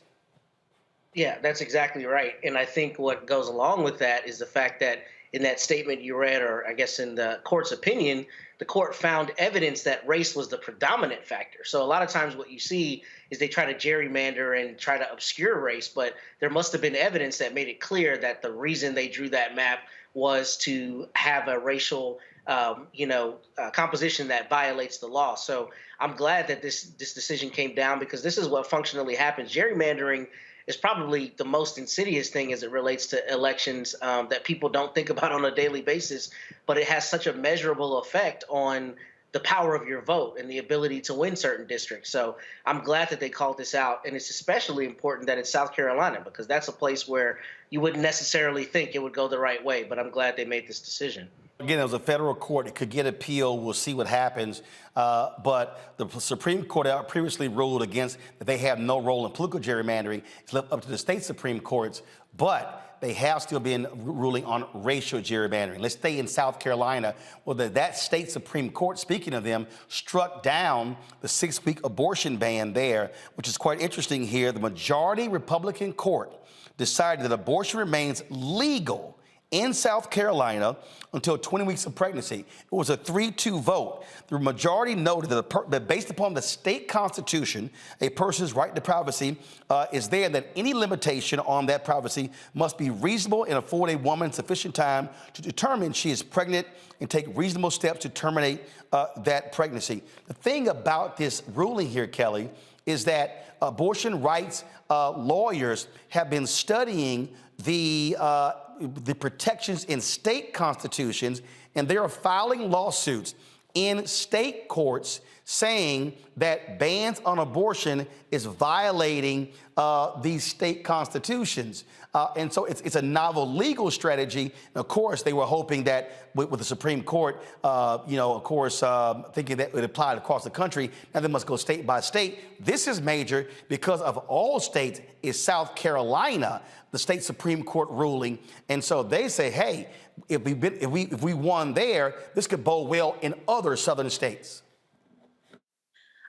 You're right that it's fascinating, but I am still incredibly irritated by the fact that these brilliant legal minds have to go this route in order to preserve something that should frankly be a human right, which is the right to control what I do with my body. That should be a completely autonomous decision, and it should not, my personhood should not be in the courts as a political token, if you will. But back to a portion of your segment where you say voting matters. This is why federalism matters, because there are certain aspects of law that should just be blanketed across the country, which is what Roe v. Wade did. It was a nationwide thing. And now because of this court, it has been decentralized to the point where you have to go state by state by state to determine just how much of an autonomous woman I am. And that is frustrating. It is incredibly infuriating. But more importantly, it's just sad that we have to go back to this archaic mindset of having to rely on someone, mainly men, to figure out whether I'm woman enough to take care of myself. Basically. This is what, well, unfortunately, this is what happens when you have laws that are passed and the courts can overturn them. Congress could have fixed this by actually placing it in, by actually passing a law that invalidates what the Supreme Court said. They haven't done that. And so too many Democrats were hoping the court would keep it in place. They should have paid attention. Republicans are like, no, we get control of the courts. We're getting rid of this. That's why it must be enshrined into law. And that's why those laws matter. Otherwise, you leave it up to the courts. Let's talk about what happened in California. A California police sheriff threatened to kill a black man sitting in a private parking lot if he did not comply with all the officer's demands. Yo, this is nuts. Watch this video. Nigga's crazy. Reach around. You take off in this car, I'm gonna shoot you. I'm gonna make it super easy on you. You put this car in drive, you're getting one right to the chest. So I don't care what you got. I don't care if you got bullshit on you. But guess what, bro? Now you got to deal with it. But if you pull some bullshit, you're gonna take one to the chest. So you're gonna shoot me right Absolutely. now, bro? For what? Absolutely. If you don't listen, you're done. You understand me? You're gonna shoot me for sitting in the car? You didn't comply or no? Comply what? I'm if sitting you move in your the hands damn. from right there, I'm you're in sitting- trouble. So you're gonna shoot me? I'm sitting in the damn car, bro. 4809. Reach up. I'm sitting in the damn car. Move your hands from right there, and you're done. So I'm under arrest or what, bro? You got guns on me like I'm a You are suspect, most bro. definitely 1,050% detained. And if you do anything other than what you're doing right now, then you're gonna have some major. Feezy LeBron was sitting in his parked car in a friend's private parking lot as he went live on Instagram when the sheriff deputy, Justin Sabatini and Jacob Ruiz, approached him in Crenshaw. Feezy said the officers opened the vehicle's door and pointed their guns at him. He also claimed the deputies never told him why they were after him. Michael, this is the kind of stuff we're talking about. And so, okay, guys sitting there, private parking lot, why in the hell are you stopping them? What's the basis of it? That's what I'm looking for. Besides him being black, I'm not exactly sure what type of car he was in, but it's like, okay, I'm trying to, and listening to the audio there, the officer is threatening to execute him if he doesn't comply. He's threatening to execute him. It doesn't appear that Feezy had a weapon, or that he acted like he had a weapon or anything like this. And so it doesn't appear that the Los Angeles County Sheriff's, that the deputies, it doesn't appear that their life was threatened or anything like this. So hopefully these guys get fired and charged with some type of intimidation or something like this. But this is crazy. I'm glad this was caught on audio. I don't know if they how much video they have, but I'm glad we got the audio of this. But once again, Roland, you starting off 2023 with these crazy stories, and this is an example why a lot of why a lot of people should not be police officers. Before I go to the break, folks, a disgraced North Carolina sheriff has resigned again. Sheriff Jody Green was recently reelected in November as a North Carolina sheriff. Now, remember, he made some racist comments about black folks, about people who worked in the department. He resigned, but his name was still on the ballot. He kept running. He wins. So therefore, he's now resigned after winning. Now, he was sworn in on December 29th. DA John David filed a petition to have him removed again and permanently disqualified running for office in the future. 3 months into his term, Green's attorney announced his second resignation on Wednesday. And that's called good riddance. All right, folks, coming up next, Dana White leads the UFC, slaps his wife, caught on video. Not really that big deal nationally. Can you imagine if a black major sports figure slapped his wife and it was on video?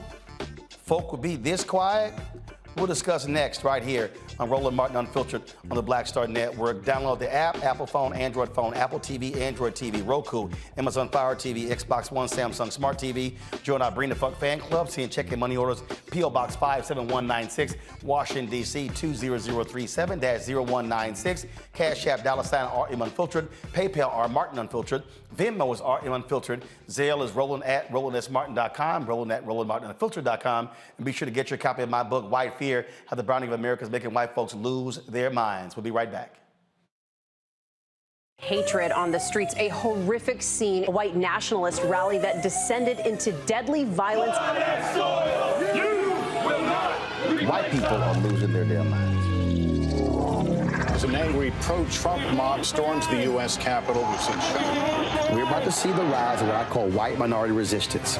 We have seen white folks in this country who simply cannot tolerate black folks voting. I think what we're seeing is the inevitable result of violent denial. This is part of American history. Every time that people of color have made progress, whether real or symbolic, there has been what Carol Anderson at Emory University calls white rage as a backlash. This is the rise of the Proud Boys and the Boogaloo Boys. America, there's going to be more of this. Here's all the Proud Boys, guys. This country is getting increasingly racist in its behaviors and its attitudes because of the fear of white people. The fear that they're taking our jobs, they're taking our resources, they're taking our women. This is white fear.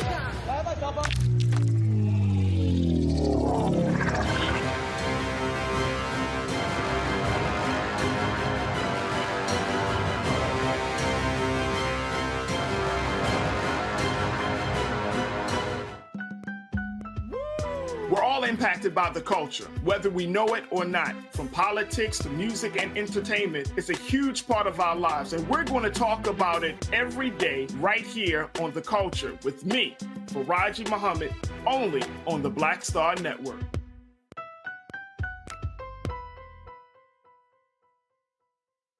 Ha ha ha ha ha ha ha yeah. Hey, I'm Antonique Smith. What up, Lana Well, and you are watching Roland Martin Unfiltered.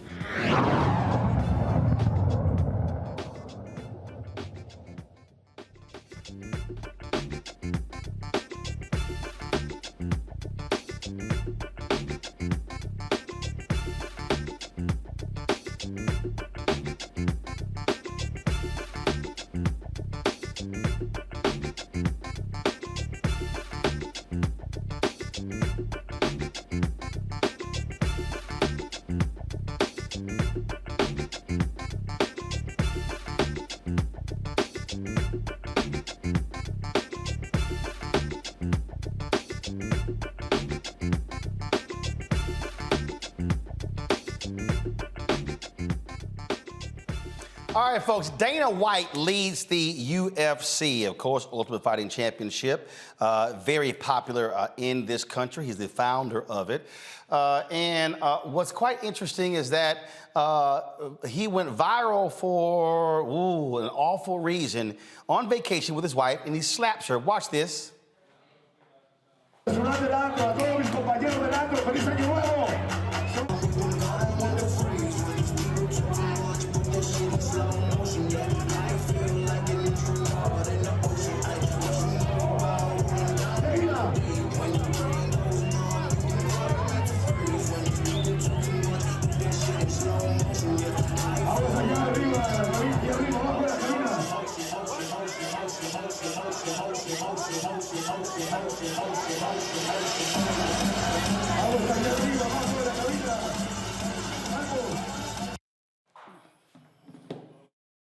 Now, White apologized, saying, "Oh, it shouldn't have happened. That he and his wife they were arguing. Oh, this should not have happened. You're taught never to put a hands on a woman." I'm sorry, Kelly. Have you actually seen the press release where he's been suspended? He's been put on probation. Have you seen where they have said he has to step down temporarily? There's an investigation. This is a man who leads the UFC. This is a man who decides who fights and who doesn't, who commits an act of domestic violence against his wife.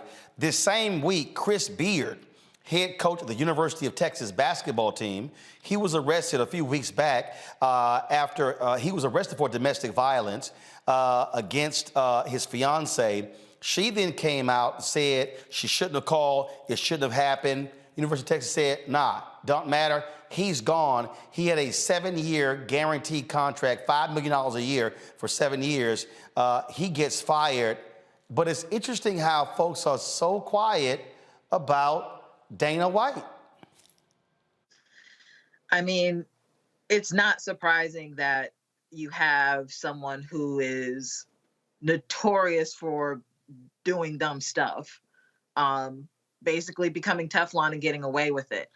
You're asking me, have I seen anyone else in this predicament? I mean, I can recall Ray Rice losing everything he worked hard for because of a domestic violence incident. And that was after the press tour with his wife, in which they were both in counseling and they were both apologetic. And I'm not saying that, she was at fault in any regard, but the fact of the matter is the parallels are there, and that they were both taped. They're both in high profile positions, and one man does not have the career that he could have, and another man not only has his career, but is, slated for even more greatness, so to speak. And the only factor difference between the two, as far as the two situations, is that one's black and one's white. Take that how you will. But I use the example, Matt, of Chris Beard, white head coach. He's fired. University of Texas fired him this week. Dana White no longer owns the UFC. It's actually owned by a talent agency that Ari Emanuel leads. Ari Emanuel is quiet about this.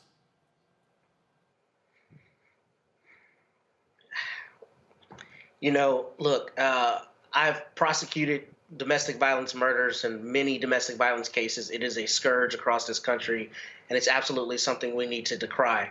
However, as a lawyer in this case, being completely honest, I think this is not a cut and dry case, because if you watch the video, he's actually struck first. That doesn't mean he should ever put his hands on his wife. But if this were taken to a prosecutor, they might consider this a mutual combat situation. That doesn't mean that Dana White could not be an abuser. It doesn't mean that what happened is in any way okay. But with the Chris Beard situation, you don't necessarily have evidence of there being any kind of potential self-defense. Here, the video is clear that Dana White was struck first. I'm not defending him, but that does add a different contour, and I think the conversation has to be different. Now, if this were a black man in his stance here, or in his position, there's no question that he would be castigated more than Dana White is, and I completely agree with that principle. I think, however, this instance is a little different because there is on video evidence that he was struck first, and I think that makes this a different analysis, frankly. We're not actually having a legal conversation, because I'm going to use the University of Texas example as a part of this. Beard's fiance said, I shouldn't have called. He didn't choke me. It wasn't a fight, even though he was charged. Their deal was, doesn't matter. We still are firing him because of the conduct. So what I'm speaking about is not, was Dana White, was he legally, was it legal for him or proper for him to, lack of a better phrase, stand his ground and slap his wife after she slapped him? The bottom line is he slapped his wife, and a lot of folks are real quiet about this. Yeah, I agree with that principle. Yeah, no question there. So I agree. I agree with you. No, I said Michael. Yeah, if this were an African-American athlete or president of, if everything else was the same, but these were just two African-Americans, it'd be totally different. The media coverage would be different. I haven't seen anything on MSNBC really about this. I saw a clip on Instagram. That's where I first saw about this, a clip on Instagram about it. CBS Sports has an article that came out yesterday that talks about it, and it talks about the delay of the debut of Dana White's new Power Slap Fighting League that was going to debut January 11th. No pun intended. Power Slap Fighting League. Power Slap Fighting League. It was going to debut January 11th on TBS. It's been pushed back to January 18th because of the backlash.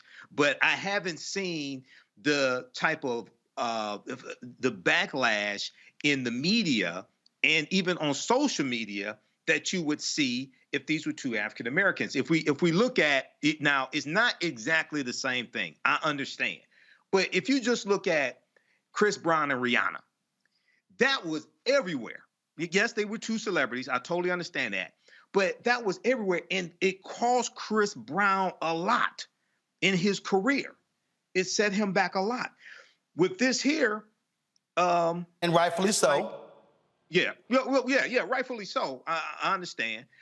But with it now, you also have to understand this is after you had a guy who said on tape that he grabbed women by the vagina, and he became president also. So, hey, we'll see what happens. And there was a discussion about this on ESPN's First Take today, Kelly, and people were talking about it. And here's the piece: I don't care if you're under the influence. The thing that I'm talking about is Dana White is over an entire league. He is supposed to set the standard of conduct. And so what now happens if one of his UFC fighters commits domestic violence? So what does he say? Oh, you can't fight. We got to put you down. But yeah, man, you just smack your wife and it's all good. You still posting Instagram videos. Yeah, that's crazy. I'm actually surprised that a morality clause hasn't been mentioned. Not necessarily in this conversation specifically, but like in any conversation regarding this case. How is he not violating his contract as head of UFC if there's a morality clause in place? Because my understanding, and Matt, correct me if I'm wrong, basically it just says don't do dumb crap. And if, the board finds that you did dumb crap, then you're gone. I don't see how that is not in discussion at this point. And maybe it is, and we just don't know about it, and it's behind the scenes, and he's just trying to keep his job. But to your point about the potential hypocrisy of it all, should, let's just say, a fighter of his does something very similar and then is, fired, and, deals are being rescinded, it would be incredibly difficult for that to happen if he himself doesn't have any repercussions for what he did.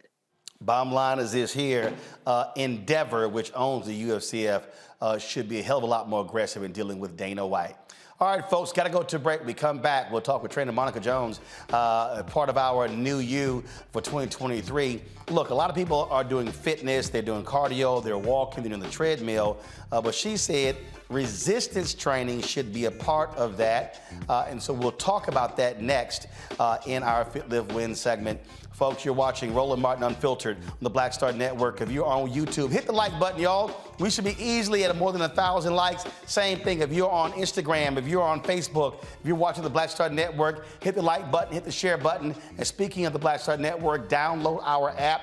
We're trying to get to 75,000 downloads. You can do so Apple phone, Android phone, Apple TV, Android TV, Roku, Amazon Fire TV, Xbox One, Samsung Smart TV. We'll be right back.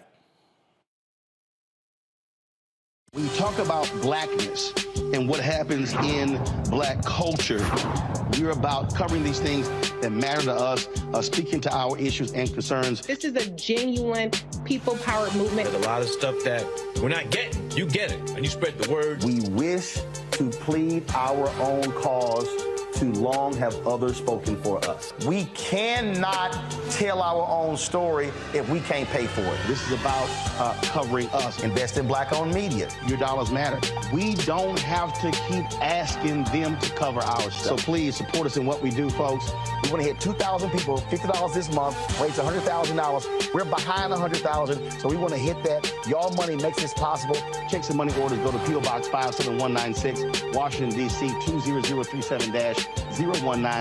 The Cash App is $RM Unfiltered. PayPal is R Martin Unfiltered. Venmo is RM Unfiltered. Zelle is Roland at RolandSMartin.com. I love directing. It's a different kind of piece. I do believe that the 30 years I was acting was to prepare me for what I'm supposed to be doing and that what I'm really am good at. But when you were acting, were you even thinking about directing? Nope. Were you, so what the hell happened? If you had asked me 15 years ago, I probably would have said, no, I don't know. I was doing Ava DuVernay's first film, I Will Follow. Mm-hmm. And during that process, I think because it was her first film, maybe She's self-taught? Absolutely. I probably gave too many suggestions. And at some point, Ava said to me, I think you're a director and you don't know it.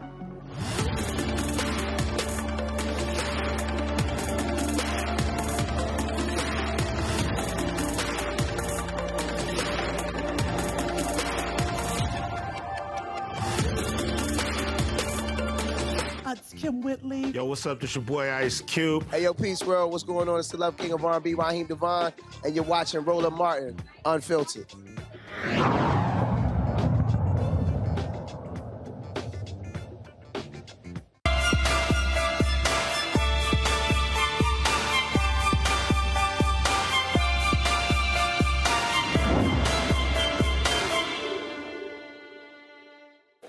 All right, folks, so new you in 2023 when I was, and I told you all week, when I was in Jamaica, so I'm walking along the beach, and then God gives me and just hits me to have 8 different people talking about really this new you, and different people, dietitians and fitness folks in different ways. And we've got some guests coming up. Rodney Lennon is going to be on talking about the importance of weight, heavy weights when it comes to lifting weights.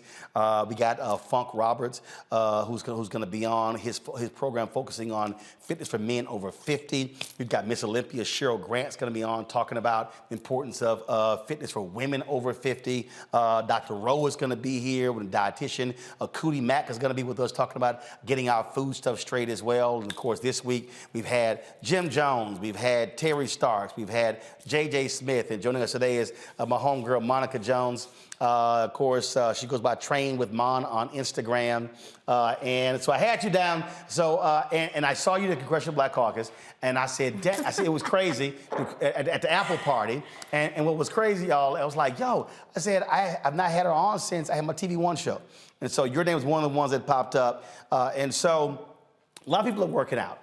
And folks see me post my videos on Instagram, and I love all these pseudo trainers, folk who everybody got something to say. And one of the things that folks always want to comment on, man, I keep seeing you on the treadmill. They're not realizing I do a 30-minute treadmill workout. And I got a bike, elliptical. I got a bike and a treadmill. I prefer the elliptical a lot better. What they don't realize is when I get done with that, then I do resistance training with my bands. Yeah. And I do have weights, I do have dumbbells, I do have other things as well, but I really prefer the bands, but I can do different things with it. So talk about why the resistance training, why does that matter? So there's a number of reasons why, but I think one of the most important things is the fact that people feel like they have to do cardio because it gives them the endorphins that they need, and it's also something they can kind of mindlessly do. And when you're sweating, you think, "Oh, I'm sweating, so I'm working out." Right? I feel my muscles, I'm tired. But then it feels like you can do other things while you do cardio. So I'm not saying you shouldn't do it, but resistance-based training, it could be bands, it could be body weight, it could be using dumbbells. It's really important because it allows for us to build up our bone mineral density. Mm-hmm. So when we reach our mid-20s, that starts to decrease already. And then just take into account smoking, partying, drinking, doing all those things. It also slows down our ability to create new bone while we are getting rid of the old bone. Okay. So whether you're looking at osteopenia, which is really big with women getting into their 30s, 40s, 50s, or your osteoporosis, where just your bones are more brittle, resistance-based training is why we need to keep that calcium up, make sure that our bones are strong. So I'm gonna go back to let's start with one. So when you said resistance training with body weight, what does that mean? What does that look like? It could be anything. You can do body weight squats, you can do push-ups, you can do superheroes. Just make sure that you're doing something that causes some muscular tension. So when we do cardio, a lot of times our body is just moving, but it's not moving against a certain force. It's just moving in a certain direction. But when we do training for our muscles... So even if we're doing cardio, that's why when on the machine where you can increase your level of resistance. Yes, that's why it's important. So even if you're doing it, jack that up, that way it's not just you, even playing, and you just basically just walking fast, you're actually pushing against something. Yes. Okay. And that's why if you're gonna do some cardio-based training, elliptical is great, or if you're gonna walk, you wanna walk on an incline or walk with some weight on you, because of the fact that it's gonna allow for you to get that resistance in your muscles and allow for your metabolism to boost. When we carry around more muscle in our body, doesn't necessarily mean we're bigger. It doesn't mean that we're heavier necessarily, depending, but it allows for our metabolism to be a little bit more boosted, and so we can live more flexible lifestyles. I think a lot of people are all or nothing when it comes to New Year's, and there's still a lot of events going on. I'm catching you at the events, so it's really important to make sure that we live a flexible lifestyle. We don't go all or nothing. All right, folks, roll the video, because when you're talking about body weight, again, somebody who's still thinking, so is that what we're talking about here? Is that it? So that is cardio purely, but in the same workout, I'm getting down, I'm doing some crab bridges, I'm doing some push-ups. So mixing in some cardio like that with your body weight with actual workouts that have time under tension. So a little bit of a slower count, allowing for yourself to take your time and feel that pressure for your muscles. That's what matters. You gotta cross-train, you gotta have both. Okay, and so, all right, so let's deal with sets and then time. So if we're working out, first of all, how much time are we talking about? I've had some people say after you do like a set, you do 30-second break. Some say 10 seconds. What should we be doing? So start where meet yourself where you are. I think that everybody has to start somewhere. So when you talk about timed intervals, I think it's a great place for someone who is new to resistance training or working out in general. I think it's great because it gives you a time frame to stick to, and you can see yourself kind of getting a little bit better within that time frame. So it truly doesn't matter. I wouldn't put yourself in efforts that are longer than 90 seconds long as a beginner, because that's when you really start to falter in your form, depending on your fitness level, and then you're kind of setting yourself back if you get injured. So when you mention weights, I've seen some of your videos, and some people, again, they're all about heavy weights. Well, others are like, no, it's about being very slow with repetitions. And so let's say somebody's, so what should it be? 5 pounds, 10 pounds, not trying to be so heavy, but doing more reps? You want manageable at first, manageable but challenging, and it really depends on who you are. So that's why you need a trainer. Make sure that you get someone to guide you, because a lot of times we'll scroll down our timeline, see different things. Someone's doing cardio, someone is, Olympic lifting heavy weights, and it can become confusing. Stick to that one thing and try to see how it progresses for you, and then see how you can challenge yourself as you go on.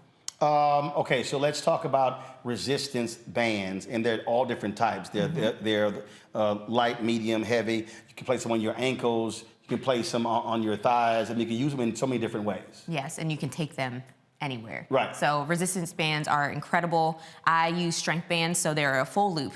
Yep. That's a strength band. So basically, you're able to do all kinds of workouts, whether you're anchoring them to something or you are just holding on to them yourself and creating the resistance. You also have resistance bands that have handles for those who have like delicate hands, but you want to make sure that you're using these with control still. Although it's giving you the resistance, moving too fast. So when you say with control, not trying to go fast completely, but really take your time going up and coming down to feel the resistance. Build up to it. I think that our confidence builds when we do resistance-based training because it is something that is a little bit more challenging for us.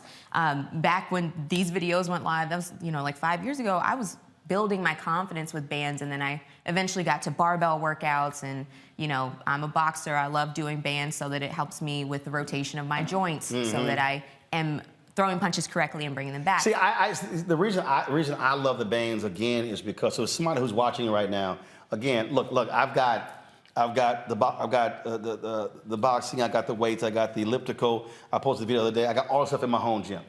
But you may not have a home gym. This allows for you can attach it to a door, and you can do it in any room. And then if you're traveling, you can do it at your family's house, if you're in hotel rooms, and it allows you to be far more mobile. Yes, it allows for you to go anywhere. And that's one of the main excuses that there is, like, I don't have time. Like, you better bring those bands to work.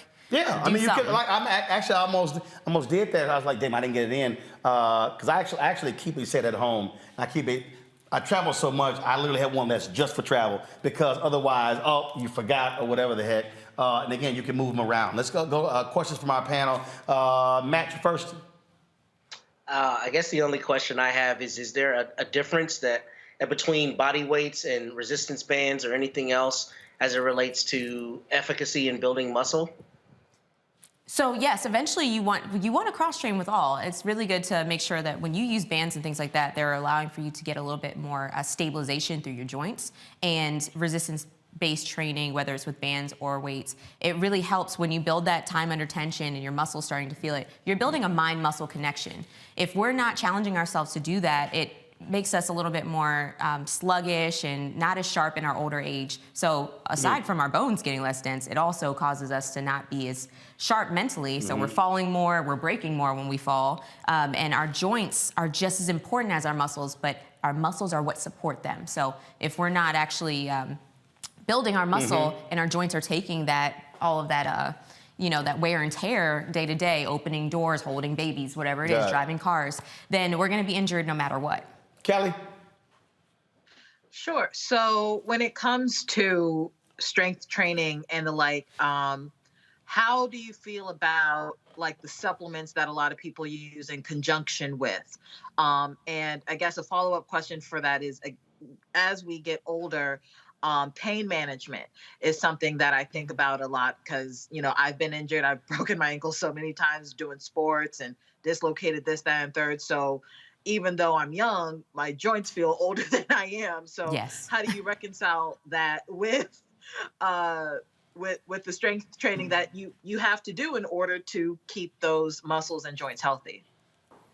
With supplementation, you want to make sure that you know what it is that you actually need. So a lot of people use caffeine or pre-workouts so that they can just get there, right? But maybe you just need to make it easier to get there. So I always tell people don't rely on supplements. Make sure that you're getting everything you need within your diet first, within your intake, and then try to add things if you need them after you've established a good routine. So actually eat it versus taking the pill. Yeah, and hydrate yourself. Know what the signs are to that fatigue or that headache or that muscular ache. Maybe it's not just the fact that you're old. It's the fact that you're just lacking something. You're deficient. Michael, question, 20 seconds, go.